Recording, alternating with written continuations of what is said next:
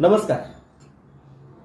वादळ वारा तुफान गारा मुळींना मासिवे, सूर सैनिक शोभाचे आम्ही त्या तुफानातले दिवे, त्या तुफानातले दिवे. योगी पुरुषांना महापुरुषांना प्रथमतः वंदन करून मी माझा परिचय करून देतो.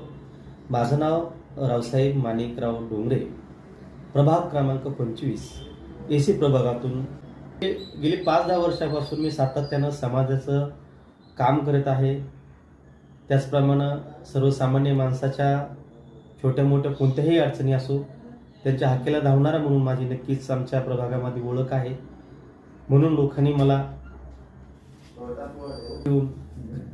ताकद दिलेली आहे की रावसाहेब तू लढ. मी लढत नाही तर माझी जनता लढत आहे हे नक्की मला वाटतं. त्यांच्या आशेपोटी त्यांचे छोटे मोठे प्रश्न असतील ते सोडवण्यासाठी मला पालिकेत जाऊन आवाज उठवायचा आहे.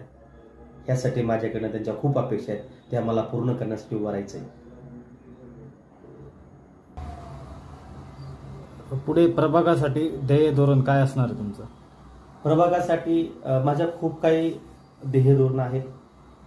ज्या शासनाच्या योजना आहेत तळागाळापर्यंत जनमानसापर्यंत पोहोचण्याचं हा सगळ्यात मोठं माझं ध्येय धोरण असेल. म्हणजे रोजगार निर्मितीचा प्रश्न असेल, तरुणांसाठी असेल, वृद्धासाठी असेल, ज्येष्ठासाठी असेल, महिला सबलीकरणासाठी असेल, मुलींसाठी असेल, या सगळ्यांसाठी खूप मोठं माझं ध्येय धोरण आहे.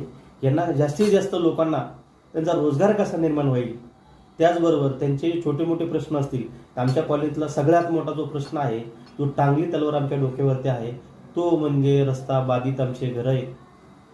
आमचे रस्ता बाधित घरं ह्या राजकारणाला चालतात, पण आमच्या घरातून जो डीपी जातो तो यांना चालत नाही का? ज्यावेळेस आमच्या घरावरून डीपी जातो हे आम्हाला कळालं त्यावेळेस आमच्या पायाखालची माती निघून गेली. तेव्हापासून या सर्वसामान्यांचे प्रश्न मला झोप येऊ देत नाहीत. हा सगळ्यात महत्त्वाचा जटिल प्रश्न आहे. हा सोडवण्यासाठी मला पालिकेत जायचंय. मी खूप काय प्रयत्न केले साहेब. मंत्रालयात गेलो, पालिकेत गेलो, मोर्चे काढले, आंदोलनं काढले, पण आमच्या प्रश्नाला वाचा फुटली नाही. इथल्या कुठल्याच माणसाला, जे गेंड्याच्या कातडीचे जे लोक आहेत प्रशासन, यांना जाग आलेली नाही. यांना जाग आणण्यासाठी, यांना धारेवर धरण्यासाठी आणि आमच्या सर्वसामान्य माणसाच्या ज्या मागण्या आहेत त्या मागण्यासाठी मला लढायचंय.